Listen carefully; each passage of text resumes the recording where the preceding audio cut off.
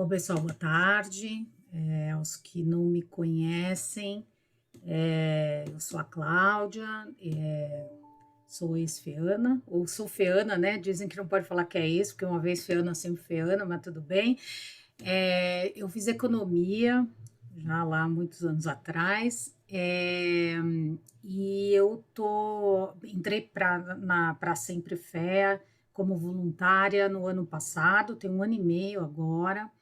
Fiquei até há uns 2 meses atrás como diretora de finanças. Hoje eu sou vice-diretora de finanças. A gente fez aí uma troca aí de funções, por demandas, enfim, por agendas. Mas, bom, eu só vou pedir para a Carmen também se apresentar e depois eu conto para vocês um pouquinho como é que vai ser a dinâmica aí do nosso bate-papo de hoje. E aí a gente começa, né? Carmen, quer se apresentar? Bom, boa tarde, pessoal. Bom, eu sou Carmen Granja, tá? Sou feana também, já faz muito tempo. Fiz ciências contábeis, né? Depois eu fiz o mestrado e ainda fiz os créditos do doutorado. Então, eu fiquei 15 anos aí passeando pela fé, que foi muito bom para mim. E hoje eu tenho uma empresa de contabilidade, né? Então, eu atuo exatamente nessa área que eu pretendo ajudar vocês aí com as dúvidas que vocês têm, com alguma dica de alguma coisa. Legal. A Carmen esqueceu de dizer que ela Depois, generosamente nos, né, faz a contabilidade, todas as obrigações, dá o maior apoio. Sem ela, a gente não ia conseguir aí fazer rodar a empresa. Então, ela gentilmente sou, contribui. sou voluntária na forma de fazer, né, a contabilidade, folha de pagamento, os impostos do Sempre Fé, que me dá um enorme prazer. Para nós nossa, inestimável o valor que isso tem.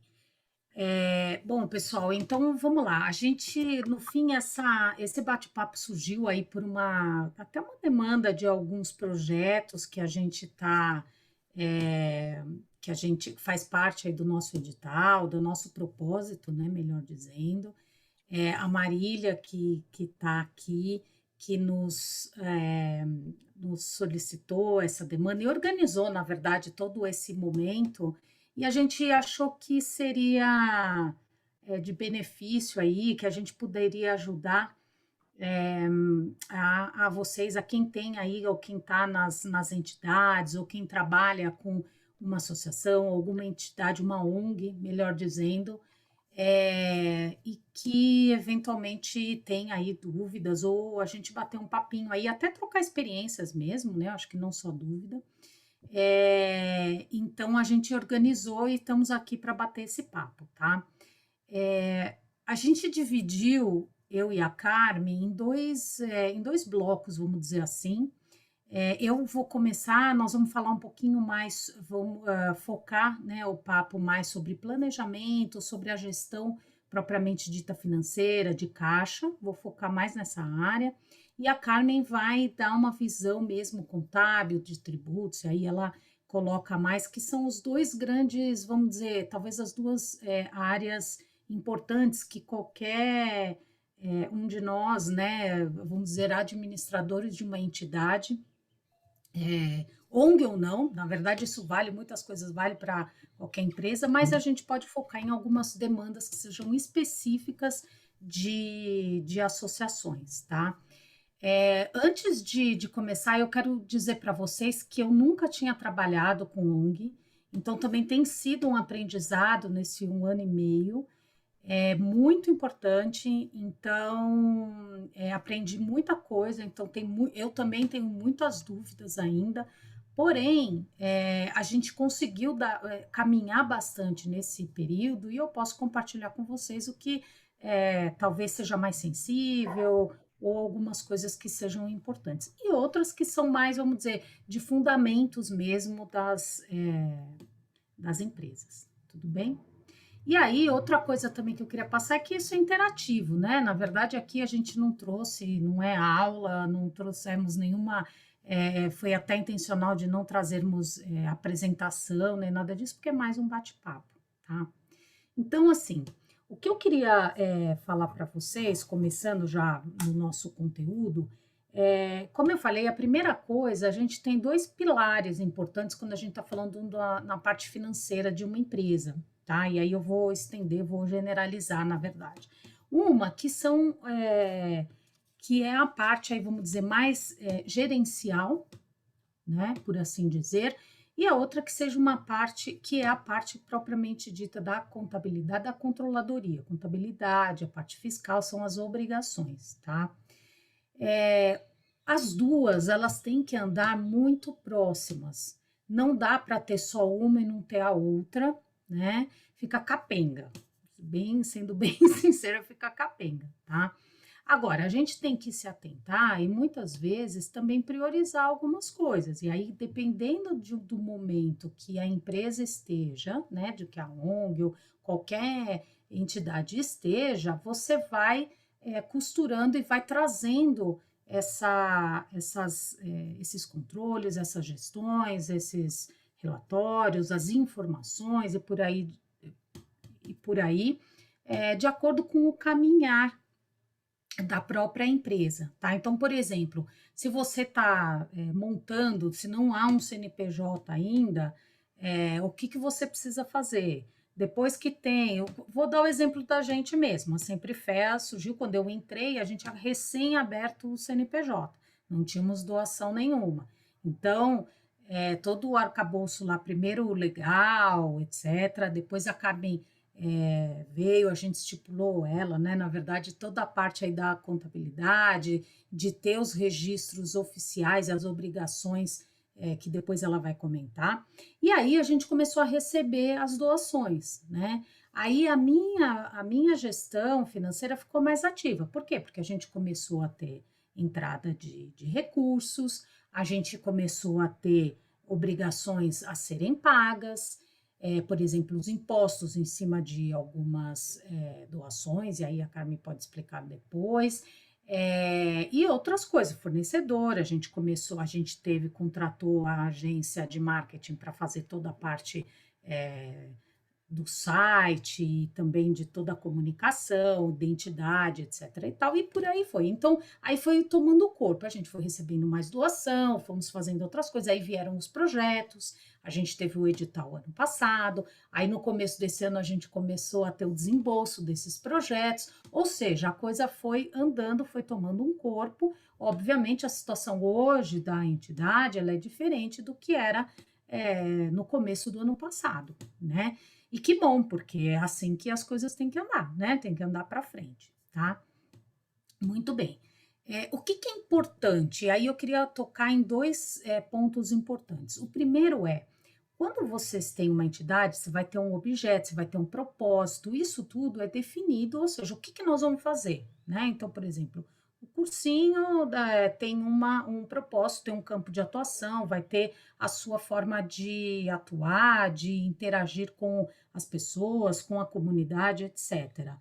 A Sempre Fé tem um outro propósito, um outro objetivo, etc. A Anfea é outra coisa, tem outros projetos, etc. e tal. Porém, algumas coisas são importantes. A primeira é ter muito claro qual é o plano de vocês, o que vai acontecer. Quando eu falo plano, é uma coisa concreta. O que vai acontecer nos próximos 6 meses, no próximo ano, tá?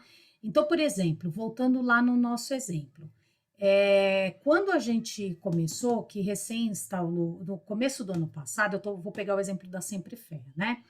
A gente tinha um plano, olha, nós abrimos o CNPJ, isso aconteceu no mês tal, daqui um mês nós vamos abrir a conta corrente no banco para poder começar a receber as doações.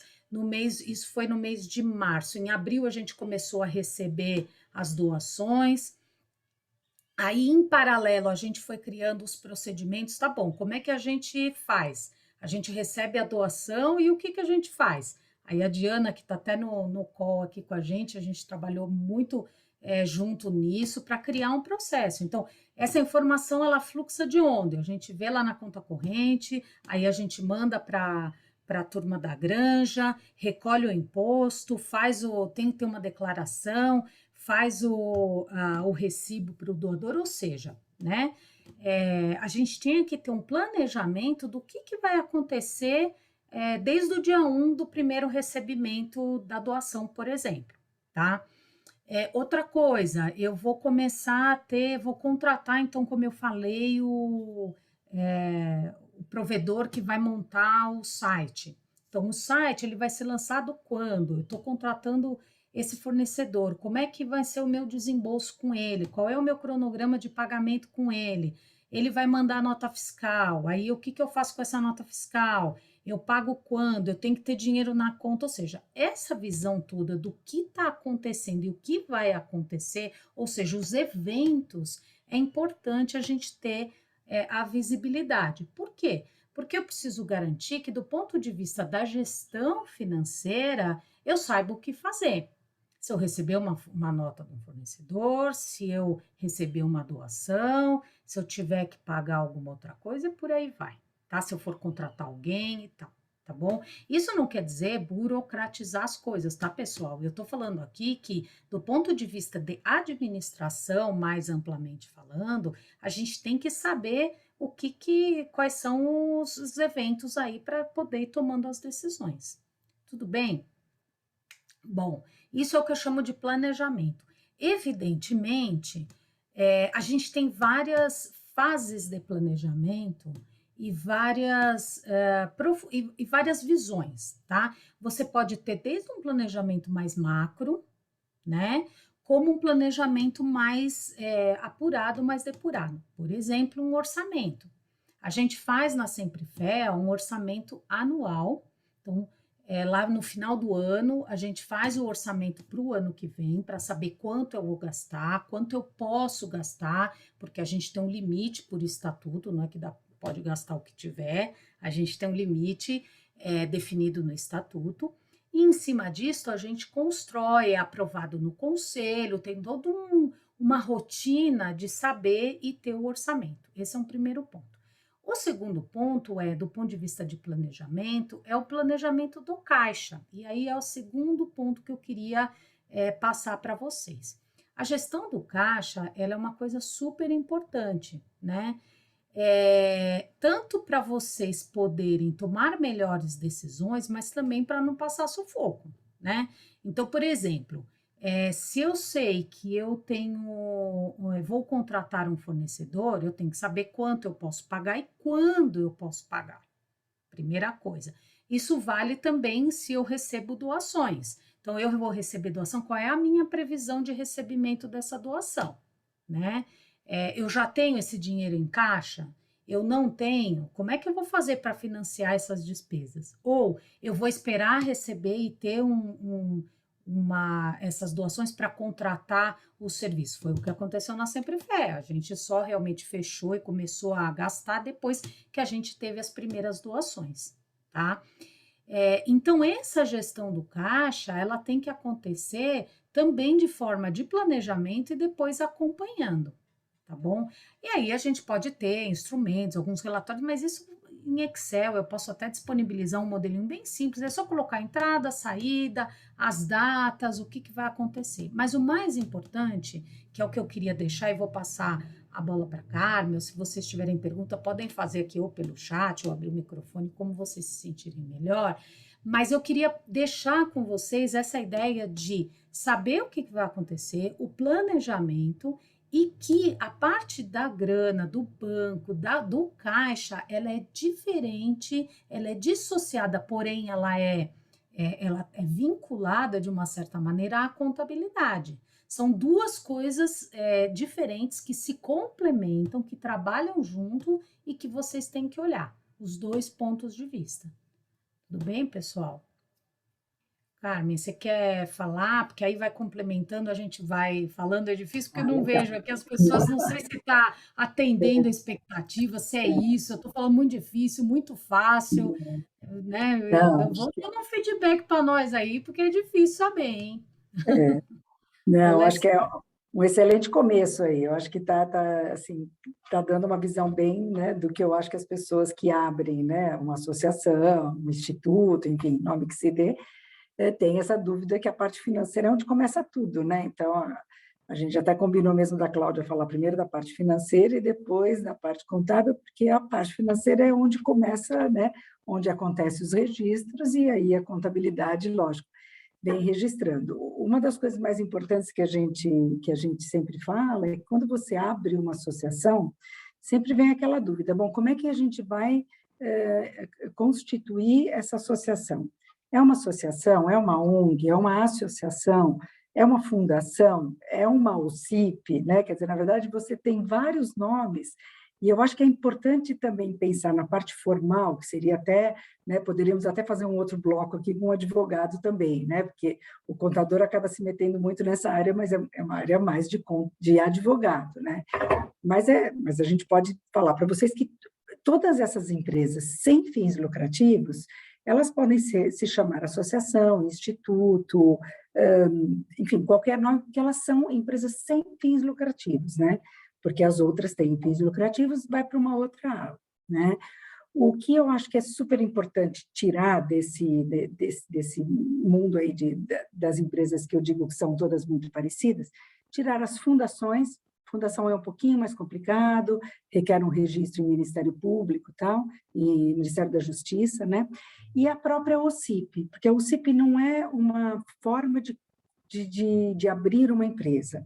A OCIP é uma qualificação que as associações, institutos podem ter, se quiserem, e é uma qualificação que vem também do Ministério da Justiça e que dá algumas vantagens. Eu acho que não vamos, né, nos aprofundar aqui, porque eu acho que não é o caso. É só para explicar um pouquinho da palavra OCIP, que ela é muito falada, né, nessa área de empresas sem fins lucrativos, porque é bacana ter uma OCIP. OCIP, sim, é muito bom ter uma OCIP, ela tem algumas vantagens, mas não é um tipo de empresa. Você começa pela formação de uma associação e depois de 3 anos você começa a se habilitar para a qualificação de OCIP.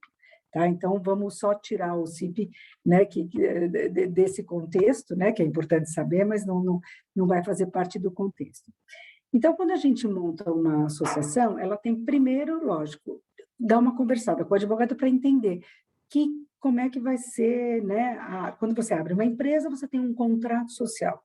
Quando você abre uma associação sem fins lucrativos, você tem um estatuto social. Então, você vai criar um estatuto que vai ter as cláusulas que vão ser definidas, enfim, como é formada a diretoria, e aí, lógico, se a gente quiser colocar o item de governança corporativa nesse contexto, a gente vai fazer com que esse estatuto tenha mais itens, né? Ou vai ter o conselho de administração, vai ter o conselho fiscal, vai ter comitês de auditoria, enfim, aí a gente está dando uma sofisticada, mas é importante saber que isso tudo é definido, né, na parte de governança no estatuto. Mas vamos voltar para uma realidade mais básica e mais simples. É um estatuto que vai ter muito pouca coisa a ser definida, vai definir, enfim, a que fim veio essa associação e tal. Aí você registra no cartório, né? Não é na junta comercial, é no cartório, e aí você começa, acho que no ponto onde me parece que as pessoas já estão, que é a obtenção do CNPJ.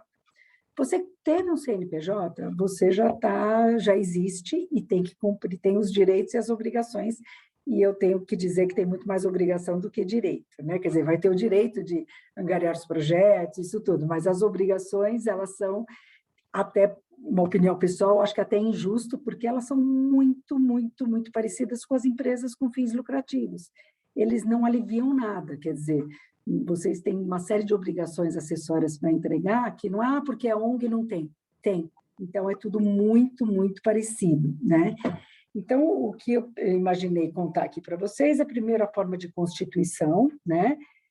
Aí, depois que você tem o CNPJ, você é obrigado a ter o registro na prefeitura, né?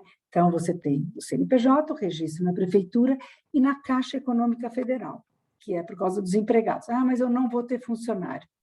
Não interessa, você tem que ter o registro para justamente conseguir uma certidão negativa que diga que você não tem funcionário, tá? Então, são 3 registros que eu acho que são os principais, a não ser que você vá fazer comercialização, que é mais difícil, uma ONG que faz comercialização, mas tem. Aí teria que ter também a inscrição estadual. Então, a gente teria que ter CNPJ, inscrição na prefeitura e a inscrição na Caixa Econômica Federal. Com essas 3 inscrições, você começa a ter as obrigações que eu comentei com vocês. E também você já tem que ter o certificado digital. Não sei o quanto vocês conhecem de certificação digital, mas existe o e-CNPJ. Toda empresa que tem um CNPJ tem que ter o e-CNPJ para pegar e delegar a procuração para várias coisas, né? Mas no que eu tenho para dizer para vocês, tem que delegar uma procuração eletrônica para um contador, para ele, no mês seguinte do registro da empresa, começar a cumprir as obrigações acessórias, né? Então, você delega uma procuração para o contador e ele faz a entrega das obrigações. Então, o que eu tenho a dizer para vocês é que vocês vão ter que ter um contador, não tem jeito, né? Não tem como, porque essas obrigações, né, elas são entregues por contador. Então, não é dizer, não, eu consigo fazer. Sim, talvez não sejam tão complexas, mas precisa da validação do CRC de um contador, né? Então, aí vocês, com o certificado digital, começam a cumprir as obrigações. E é importante que seja no mês seguinte mesmo, porque depois, se você for cumprir com atraso, eles não abrem mão das multas. E cada obrigação que não é entregue tem pelo menos R$ 500 de multa, que eles reduzem, se você paga em 30 dias e vai para R$ 250, obrigações sem informação. Então, realmente, não vale a pena deixar essas coisas mais para frente, né? Então, aí você formalizou a associação, o instituto, e você começa a cumprir as obrigações. Aí a gente volta um pouquinho, né, para a parte financeira. Bom, você começa a ter os registros da parte financeira, né? Então, quando a Cláudia comentou de ter a organização, o planejamento, eu diria que inclui também o planejamento de um plano de contas, que não precisa ser um plano de contas extenso, mas ele é discutido tanto no nível gerencial, que é o financeiro, quanto no contábil, porque aí a gente vai fazer o registro das transações que foram ocorrendo na associação, já baseado naquele plano de contas. Ajuda depois para fazer o orçado do realizado, ajuda nas prestações de contas para quem doa para vocês, ajuda numa eventual auditoria, enfim, numa fiscalização. Então, esse plano de contas contábil é legal que esteja muito ligado ao financeiro. Então, as empresas, aí começam as transações, né? Aí o contador entra, né, fazendo o registro dessas transações financeiras e, lógico, orientando aonde que há obrigações com pagamento de impostos. Em linhas gerais, a gente também tem que pensar assim, bom, tá bom, criou a ONG, agora começou a receber dinheiro. O que é esse dinheiro que está recebendo? Se for doação, a gente tem a história do ITCMD, né, que você teria que pagar, que aqui em São Paulo ainda é 4%, né, está sempre querendo mudar essa alíquota, mas ainda é 4%. E o ITCMD, conservadoramente, né, porque também é muito ruim quando vocês falam com o contador, porque o contador sempre acha que tem que pagar todos os impostos, que é uma visão mais conservadora para não trazer um problema no futuro. Mas, sob o ponto de vista bem conservador, todo o dinheiro que entra acima de 2.500 UFESPs, que acho que hoje está uns R$ 69 mil, ele tem a base de 4% do ITCMD. E ele é recolhido ao Estado. Na verdade, esse não é imposto federal nem municipal, ele é um imposto estadual. Aí faz a declaração e faz o recolhimento, né? Então, das doações, a gente entende que tenha que ser pago o ITCMD, acima de R$ 69 mil. Aí aí todos os outros ritos que a empresa vai fazer, que uma empresa normal faria, uma associação também faz. Está sobrando, né? Que eu acho que já é a dúvida de alguém. Está sobrando dinheiro, então vamos aplicar o dinheiro. Tá bem, aplica o dinheiro, né? E você começa a ter o rendimento da aplicação financeira. O contador vai, registra a receita e registra, né? Aí é uma outra discussão que a gente não precisa se aprofundar hoje, mas que imposto você paga sobre essa receita financeira. Imposto de renda e contribuição social não se paga em nada, nenhuma operação que um instituto sem fins lucrativos faça, existe imposto de renda e contribuição social, não se paga. A dúvida fica no rendimento de aplicação financeira, que existem várias correntes. Então, em alguns casos, e aí é legal compartilhar, né, com a decisão das pessoas, pode existir os 4% do COFINS. tá? Muitos advogados, então, voltando, como contador, a gente fala, tem que pagar. Aí você fala, não, mas a gente tem essa linha, tem esse advogado que defenda. Ok, então não recolhe. Então, a gente sempre vai falar o pior mundo para vocês, e depois as coisas vão se modificando, né? Então, em termos de imposto, esses são os impostos que tem que pagar. Claro que existem tudo o imposto que você paga que provém de retenções. Tudo que é retenção é imposto de um terceiro. Então, a ONG, né, a associação, o instituto, tem que recolher esses impostos, mas tem que lembrar que não é custo da associação. Por exemplo, vai pagar salário? Vai pagar imposto de renda. Mas o imposto de renda é descontado do colaborador. Então, na verdade, você está sendo só um instrumento de recolhimento, né? Por exemplo, você vai contratar um serviço, tem aquelas retenções da nota fiscal. Isso tem que pagar, mas não é custo seu. Você está retendo em nome do fornecedor, né? Então, quando você fala, tem imposto para pagar? Tem, mas não é custo. Essas retenções não são custos, elas são retenções, né? Que mais? Bom, na parte de folha de pagamento, tem os encargos normais, o INSS, isso tem que pagar, e fundo de garantia, que são direitos dos trabalhadores, né? Isso teria que ser recolhido.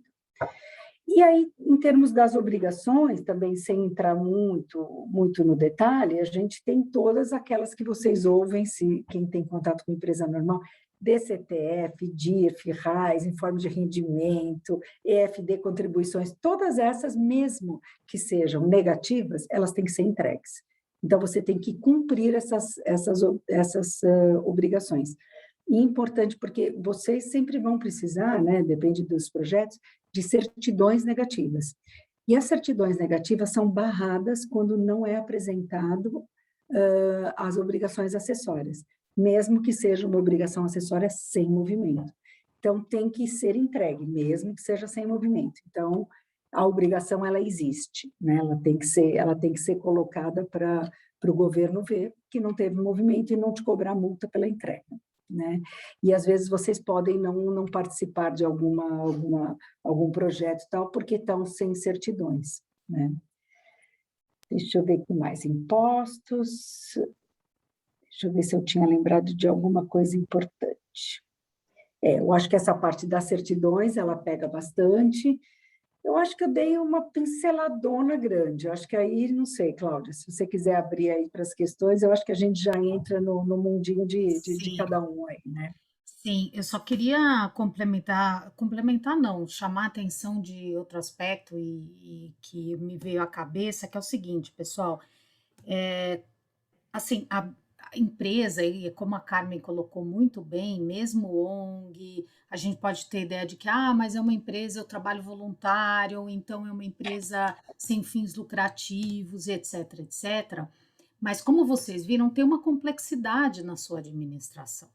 Tanto do ponto de vista das obrigações, e aí de ser mandatório, essas questões contábeis, fiscais, que são muito sérias, e que tem que ser levada, tem que ser olhadas, prestado atenção, como também a própria gestão. E aí o que eu queria só chamar atenção, fazer dois comentários, aí Marília já te passo a palavra, que é o seguinte, controle, ter bem alinhavado, anotado as transações, saberem o que se passa na entidade, é super importante para ajudar nesse processo e principalmente para mitigar risco. O que a gente está falando de risco? Risco é de não entregar uma obrigação acessória, como a Carmen falou, e depois ter uma multa.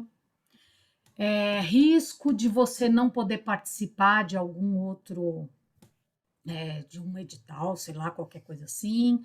Risco de um fornecedor processar a entidade, porque é isso. Ou seja, tem mil coisas. Então, quanto mais organizado, controlado e pensado, principalmente, mapeado vocês tiverem, você diminui essas coisas e está realmente mais sob a mão de vocês. Tá bom, pessoal? Então, assim, é bastante coisa. Isso é o que a gente chama de custo Brasil. Bem-vindos, né? Mas não adianta, né? A gente não assim, não estamos aqui para discutir se faz sentido ou não. São as leis, são as obrigações e a gente tem que cumprir, né? Mas já que a gente sabe disso, então a gente se organiza para fazer isso o melhor possível e as coisas transcorrerem, né? Fala, Marília. São duas questões, Cláudia e Carmen. A primeira questão, né? A Carmen comentou sobre, por exemplo, o recolhimento do imposto dos rendimentos, né? Tem um advogado que né, defende outra linha, de repente recolhe, de repente não recolhe. O que a Sempre Fé está fazendo, até para os gestores dos projetos que estão aqui presentes, né? Eles poderem se basear no que a Sempre Fé está fazendo, porque de repente a gente vai na mesma linha, ou seja, vamos numa linha super conservadora, vamos, e não tem risco nenhum, não. A Sempre Fé já tem um advogado, né, tributarista que defende alguma coisa e a gente vai todo mundo numa linha, né, no mesmo caminho. Essa é a primeira dúvida. E a segunda dúvida, principalmente para os projetos novos que estão começando agora, acabaram de abrir um CNPJ. Qual a primeira coisa para fazer? Né? Então, vamos contratar um contador de cara.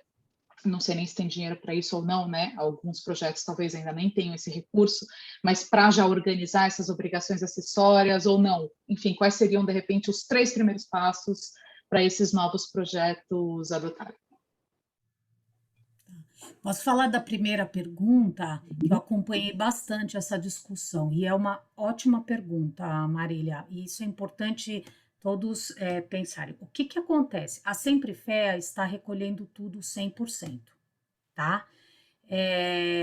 A gente conversou muito com os tributaristas, e aí o que acontece? E a gente tomou a decisão. Primeira coisa, é tudo uma questão do quanto você quer correr o risco.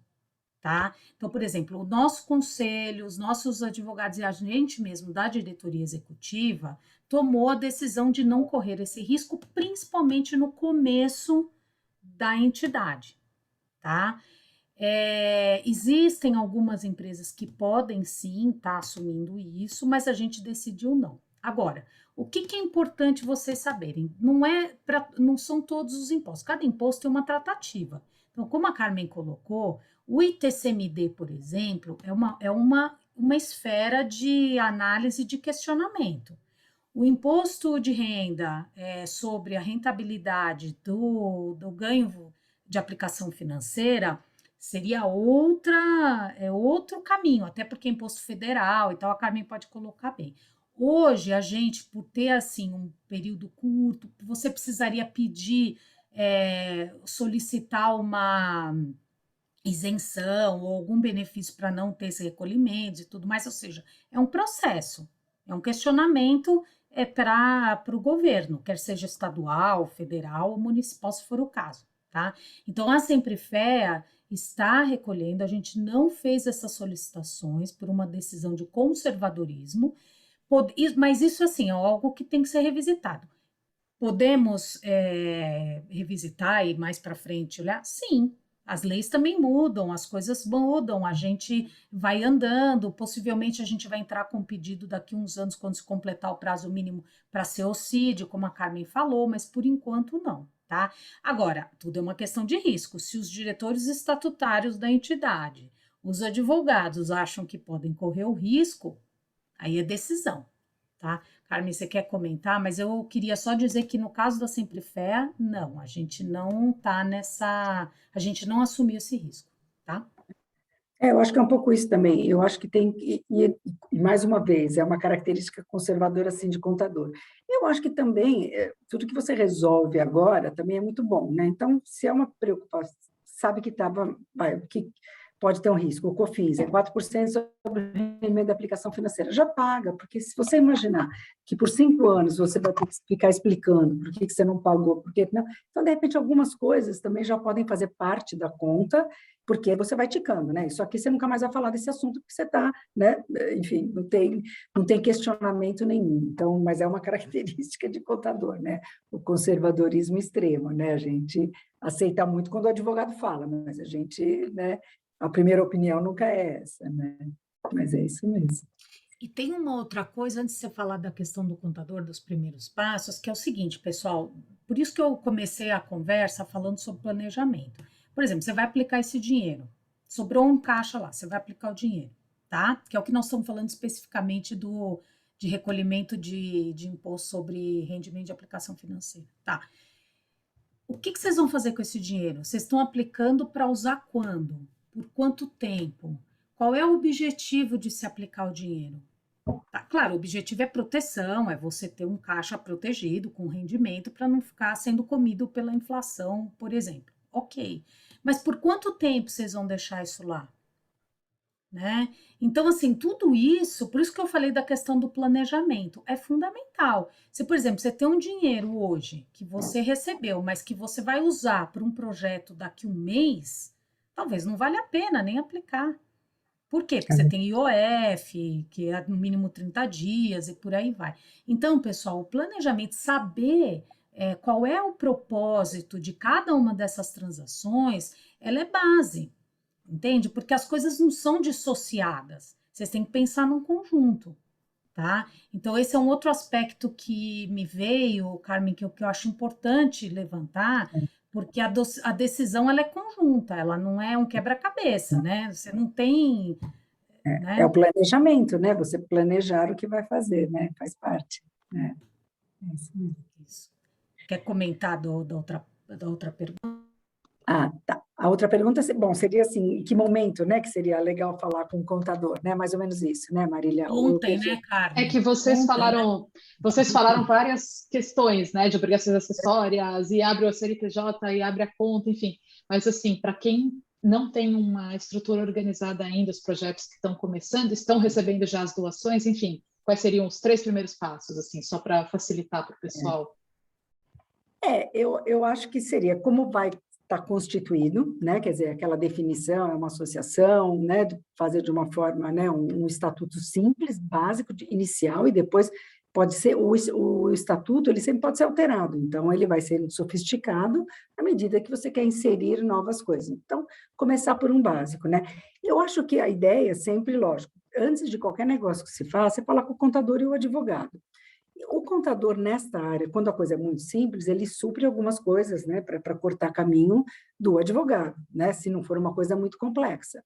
Então, mas eu acho que sempre conversar, sim, porque você tem, na hora que você vai fazer, por exemplo, a redação do objeto social no teu estatuto, o que esse objeto social tem a ver com o CNAE, né? Não sei o quanto que as pessoas conhecem disso, mas tem a ver, porque na hora que você tem o CNPJ, ele vem com o CNAE principal. Qual é o CNAE? Bom, então você é uma associação de educação, assistencial, de medicina, então isso tudo já tem que estar um pouquinho definido.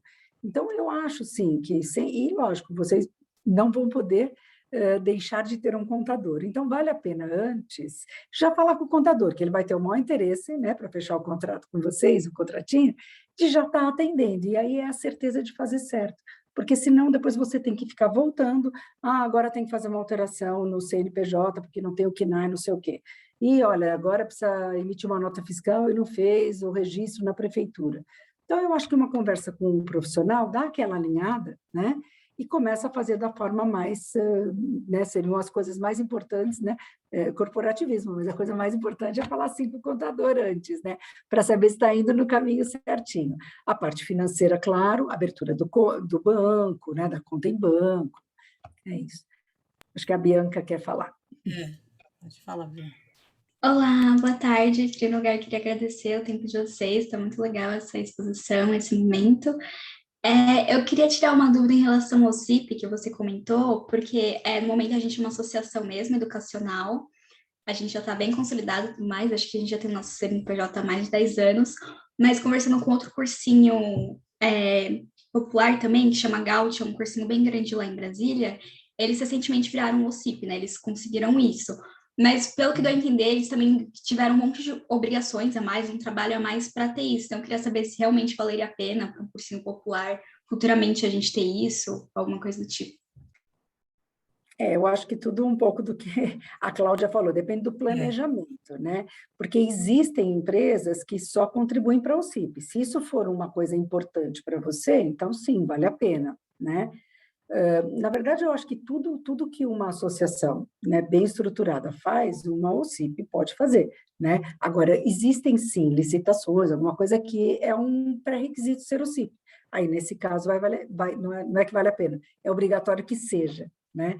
Mas tem mais obrigações, sim. Você tem apresentações que você tem que fazer ao Ministério da Justiça, né? Tem alguns relatórios, além de todas as obrigações que eu comentei, tem outras obrigações mais específicas. Então, é difícil eu falar vale a pena ou não vale a pena, né? Claro, mas depende do projeto que você está indo buscar, né? Qual a importância dessa OCIP para você? Eu acho que é importante, Carmen, isso que você falou é super importante e Bianca, não adianta, precisa fazer uma análise. Aí precisaria pegar alguém especialista para entender a situação do cursinho, qual é o plano de vocês, por exemplo, do como é que vocês, como é que é a estrutura e como vocês trabalham, quais são as operações, as transações que vocês têm, e fazer uma análise para ver se realmente vale a pena ou não. Porque uma coisa é fato, pessoal, não tem almoço grátis. Tá? O que isso quer dizer? Não tem. Por exemplo, o governo vai dar um benefício que você fala, puxa, é muito legal, sim, mas você vai ter as obrigações, tá? Em contrapartida, o que precisa fazer a análise é o balanço.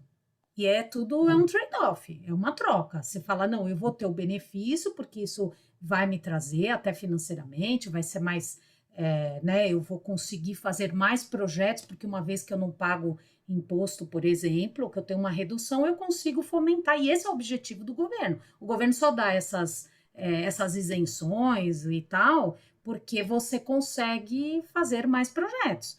Mas, em contrapartida, você vai ter que ajoelhar no milho. O que eu quero ajoelhar no milho? Vai ter que dizer onde você fez, você tem que prestar uma conta maior, né?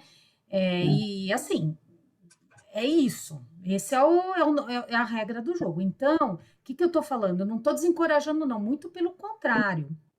Eu acho que, assim, tem que se enrolhar. Agora, não ter uma receita genérica, entendeu?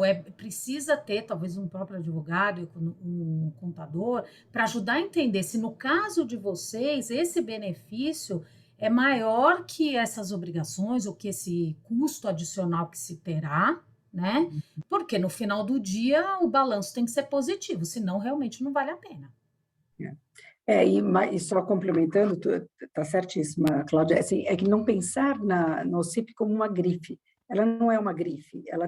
Se você for obter a OCIP, tem que ter um motivo para essa obtenção, né? Porque acaba sendo, é o OCIP, né? Enfim, não pensar nisso como uma grife. Pensar no benefício que de fato trará e as consequências das obrigações que você vai ter, né? Bom, bem colocado, Carmen, é isso mesmo. Até porque, para quem você vai estar prestando o serviço, vamos dizer assim, o teu propósito, sinceramente, eu acho que tanto faz se você é o CIP ou não. Que no final do dia é o teu cliente, entre aspas, né? Para quem que você está prestando o serviço, não sei se para ele interfere, ele quer ser ajudado de alguma maneira, né? Mas é um bom ponto, Carmen, nunca você colocou super bem. O que mais, pessoal? Luiz, boa tarde. Oi, Sofia, manda lá. Boa tarde, tudo bom? De novo, agradeço pela conversa, acho que vai agregar bastante para a gente. Tem uma dúvida que eu fiquei, a gente paga no cursinho até hoje alguns impostos referente, acho que é principalmente a pessoas assalariadas, então a INSS e algumas outras coisas. No entanto, o nosso contrato com os professores não é de pessoas assalariadas, porque eles não têm um vínculo empregatício com o cursinho. Aí eu queria saber se você acha que existiria algum meio que a gente seria isento de pagar esse... exato, a gente paga eles como autônomos, mas a gente queria entender se existe algum jeito da gente não precisar pagar esse imposto, se isso realmente é necessário, porque é uma ajuda de custo no contrato, não é um salário. Pois é, Sofia, o risco trabalhista ele é complicado. Quer dizer, primeiro, voltando ao que eu já falei, eu nem acho muito justo, eu não acho que deveriam ser tratadas da mesma forma, né, as entidades sem fins lucrativos e as entidades com fins lucrativos, mas fato é que é igualzinho. Então, o teu professor prestando serviço para a tua associação, ou sendo CLT na sua associação, ou sendo CLT, sei lá, no objetivo, né? O objetivo é pagar os mesmos impostos que a sua associação vai pagar. Não tem como fugir na verdade, até pagar um pouco a mais, é muito louco, nem é justo, porque o PIS, que normalmente é sobre a receita, no caso de entidades sem fins lucrativos, ele é sobre a folha de pagamento. Então, você ainda tem o 0,65 do PIS, que a base de cálculo não é a receita, a base de cálculo é o salário dos funcionários CLT. Então, até isso seria desigual, né? Mas Nem é e muito ao justo. autônomo, Carmen, como é que é Então, a tratado mesma nesse coisa, caso? né? O Mesma CLT é coisa? igualzinho e autônomo também. Então, o professor, ele é um autônomo para vocês ou é um autônomo para o objetivo? É a mesma coisa, porque no caso do autônomo, tem aqueles 20% do INSS, que é custo da empresa com fins lucrativos ou empresa sem fins lucrativos. Existem empresas, quer dizer, eu já fiz, né, eu faço contabilidade para bastante ONG, tá? Então, eu faço para a Endeavor, para a Fundação Lehman, enfim, tem bastante ONG. E fiz um bom tempo, por exemplo, para o MAM, né? O museu. Aí, o museu, porque ele abria uma vez por semana gratuito, ele tinha um benefício, porque ele dava ingresso gratuito uma vez a cada 4 dias, sei lá, a cada 5 dias, ele tinha aí você tem que entrar com um pedido especial para poder ficar livre do INSS, mas é em troca de uma gratuidade que você está dando. Então, eu acho que, é lógico, pode acontecer, mas é num caso muito específico, Sofia. Então, se você imaginar em condições normais, os CLTs pagam os mesmos encargos e os autônomos os mesmos encargos. O que a gente pode pensar um pouquinho no CLT é dar uma parte de ajuda de custo, porque a ajuda de custo não incidem os impostos, no caso, INSS e tal. Aí você não tem risco nenhum, porque isso é verdade. Ajuda de você dar um salário de, sei lá, R$ 5.000 e uma ajuda de custo de R$ 1.000. Sobre os R$ 1.000, não tem os 20% do INSS. Então, você pode também fazer um planejamento na folha de pagamento, no caso de folha de pagamento. No caso de autônomo, não tem jeito, porque ele vai te dar o RPA, tem que ser pelo total. Mas no caso de CLT, você pode criar a única verba, né? Você poderia fazer, com relação à ajuda de custo, um valor que teria que ser inferior a uns 30% do salário e tal. Você poderia dar uma fugida. Mas não tem, nem é justo, mas é verdade. É assim mesmo. Entendi. Então, Esse no cursinho, professor, o termo que a uma gente pergunta. tem... desculpa, Cláudia. Não, eu fiquei com uma dúvida. Esses professores, eles são exclusivos no cursinho ou não? Então, é isso que eu queria explicar. Eles não são É. exclusivos do cursinho e o termo deles é de voluntariado. Então, o que a gente fornece para eles não é um pagamento, é uma ajuda de custos. Ah, E aí, bom. por conta disso que a gente está tentando entender se tem como a gente não precisar pagar esses impostos ou não. É uma Porque eles, ajuda de... por muito tempo... Eles são autônomos e só ganham ajuda de custos, né, Sofia? É isso. Eles não ganham Exatamente. salário de nada. Então eles Só... não Não ganham mandam, nenhum então eles não salário. mandam RPA. Então não tem. Então, Ixi, aí então, misturou chuchu aí com é a complicado. banana. Se a Não, gente... tem RPA. Gente, é confuso, porque são muitos anos de entidade e aí as coisas acabam um pouco se perdendo às vezes.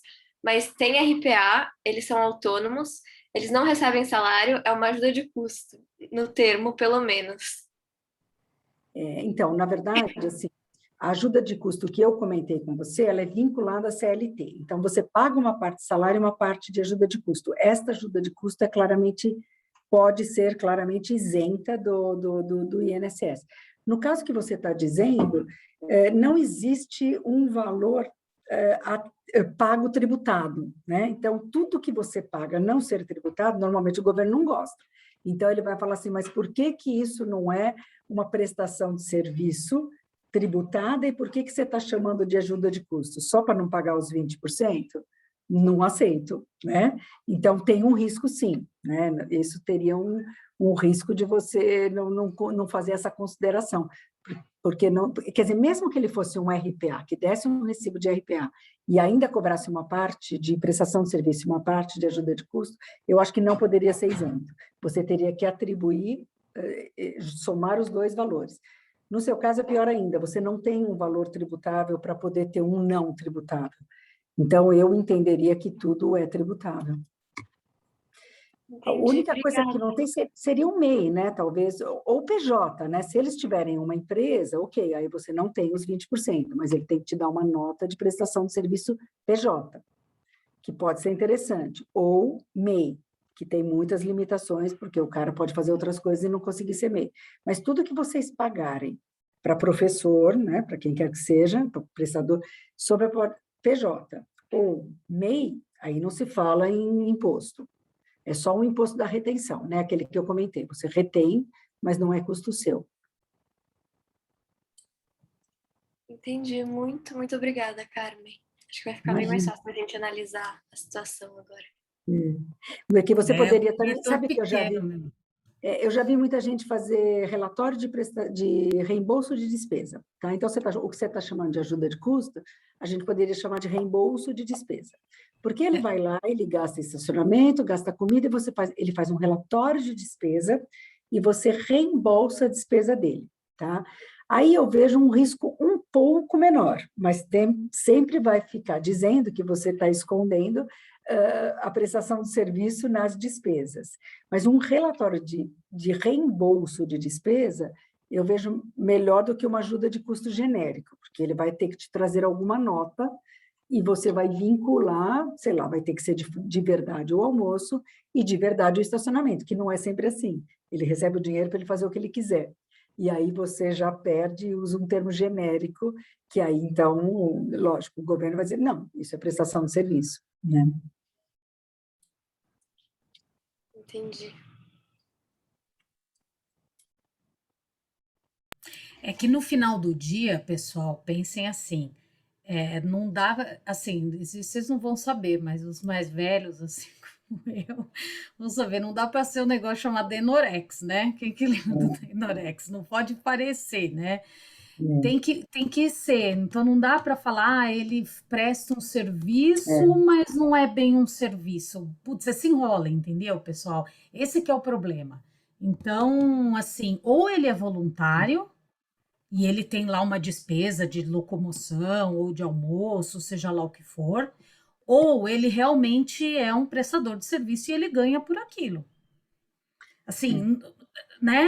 Porque ficar lá um sapato pequeno, né? Um pé maior num sapato pequeno, você começa a se enrolar. Então, vocês têm que pensar bem a estrutura, né? Do que vocês realmente usam. Se o professor, ele é um professor remunerado, você pode pensar numa combinação para diminuir ou qualquer coisa assim, mas não dá muito para fugir. Não dá para ser 100% de um jeito ou de outro, né, Carmen?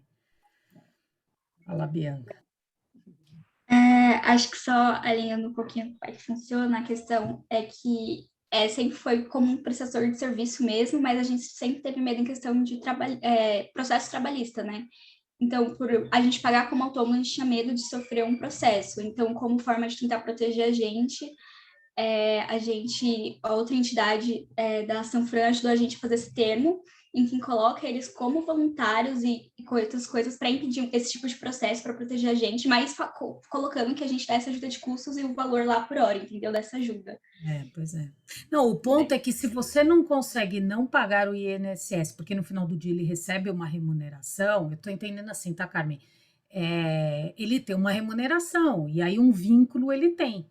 Agora, como a Carmen falou, a não ser que ele seja realmente um prestador de serviço que tenha outros trabalhos, né? Aí você diminui a questão trabalhista. É muito complexo, né? Isso aí no Brasil. Não é uma coisa preto no branco, não, viu, pessoal? Sim, a gente chama ainda mais de ajuda de custo por causa do valor mesmo, assim. O professor que mais dá aula no mês, que, tipo, várias, a gente paga, sei lá, R$300. Não dá para chamar isso de um salário, de uma remuneração, porque é um valor muito abaixo no mercado. Então, E se ele tem...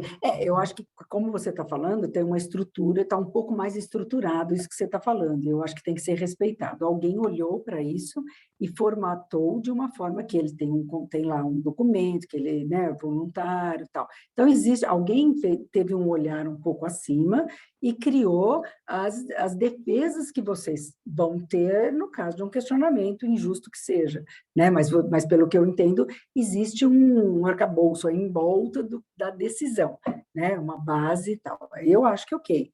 Eu acho que eu sei, lógico, mais uma vez, falando com a gente fala, não, pelo amor de Deus, paga, vai, para não ter problema. Mas não é bem assim. Se você está coberto, você teve uma orientação, existe um documento para uma defesa, ok, está perfeito.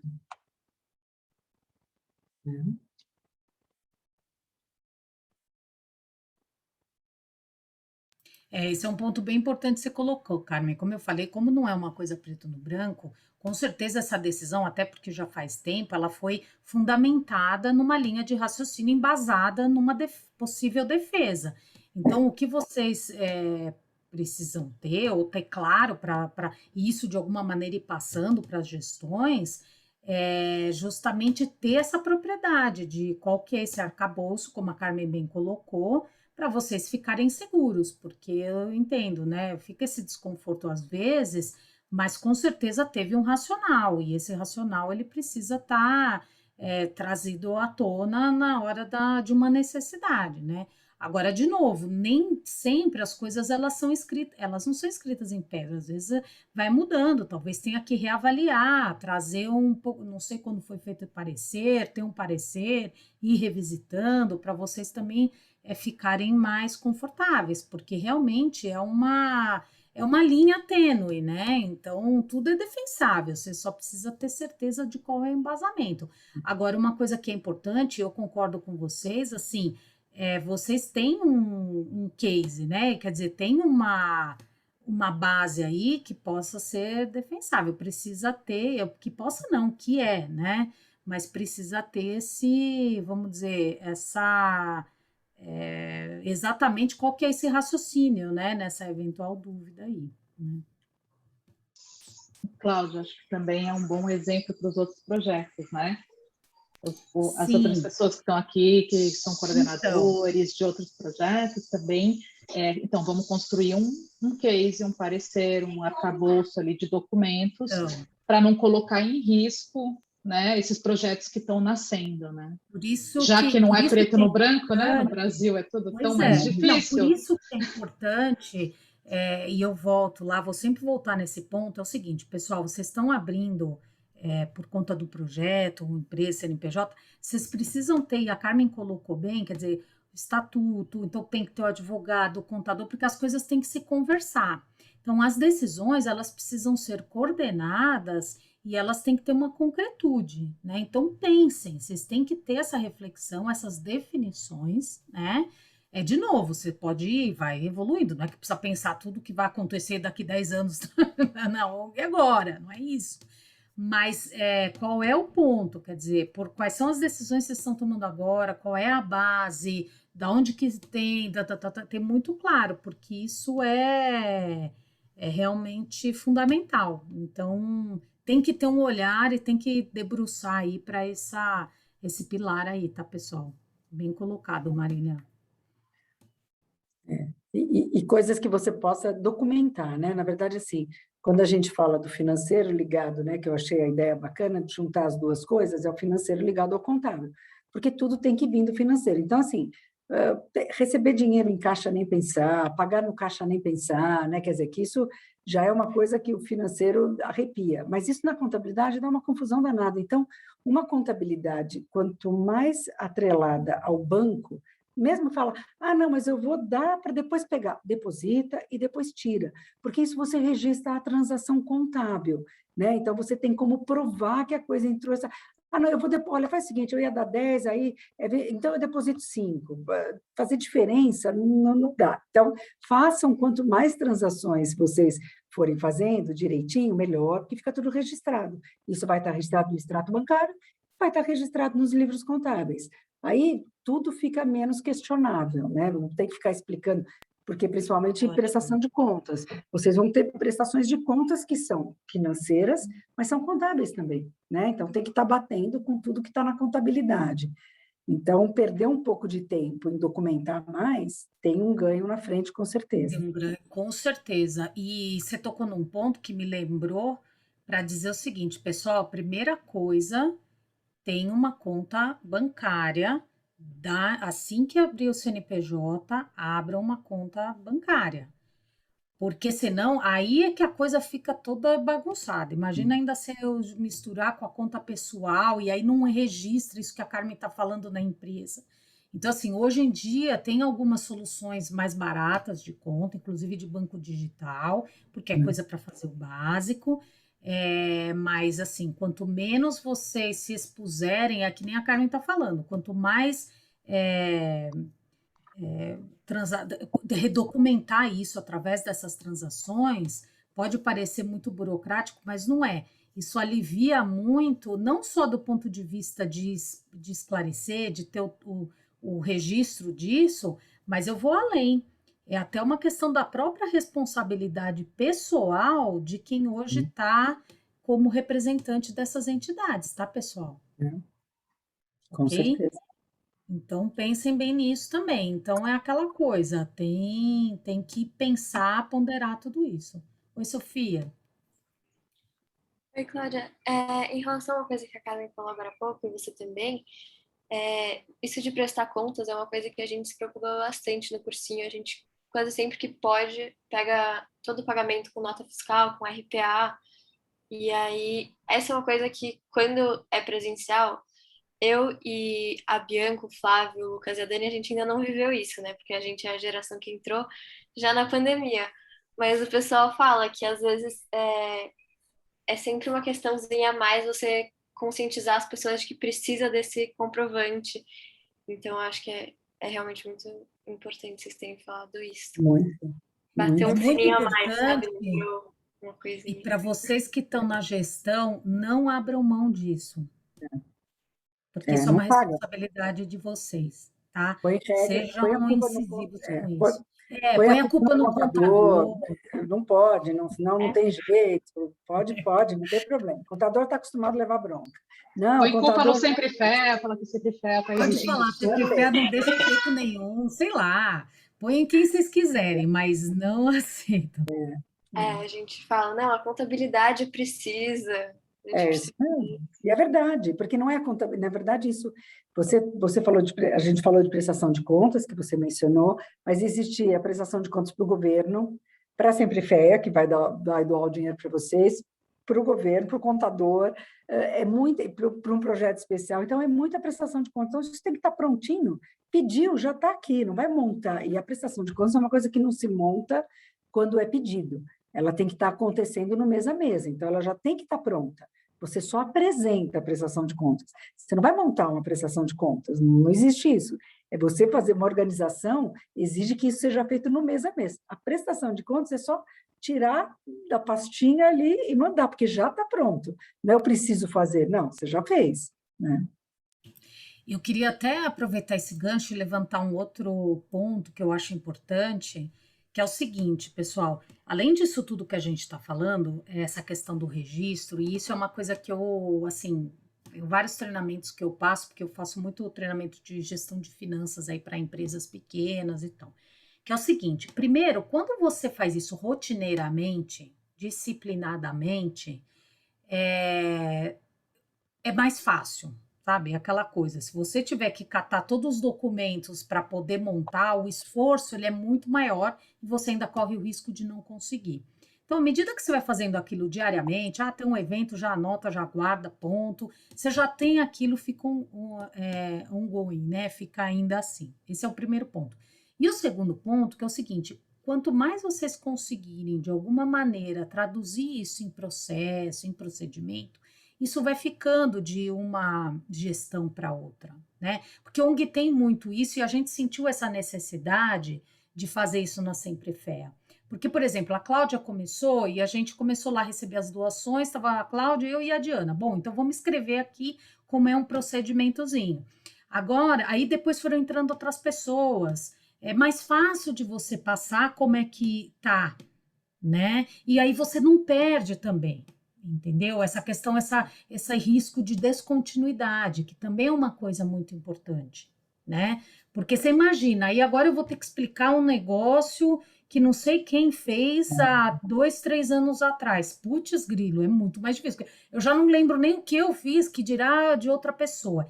Então, tem que tirar é o que eu chamo de personificação, né? As coisas são da entidade. Então, quanto mais a gente tiver isso traduzido e de alguma maneira claro de como funciona, também salva e também facilita o trabalho, né? O que mais, pessoal? A gente também acho que já avançou um pouco no horário, né? Eu sei que o pessoal tem compromissos, mas estamos aqui para ajudar. Eu sei que podem surgir outras dúvidas aí, Marília, se você quiser capturar, a gente pode ou marcar outra sessão Ah, sim, também, pode passar meu e-mail para elas também, pode uma dúvida passar o meu pontual, a também, gente está à disposição, sim, com certeza. tá? Tá bom, gente, combinado. Ah, Sofia. E, Ah, eu como é que não deixou essa carinha bonitinha para a gente ver o tempo todo? Olha só, agora sim. Ai, dá vergonha às vezes, né? Ah, não acredito, gente. Computador. vergonha tinha que ter eu com essa cara aqui. Isso que eu ia falar. Então, tchau. Ah, que legal. Muito bom.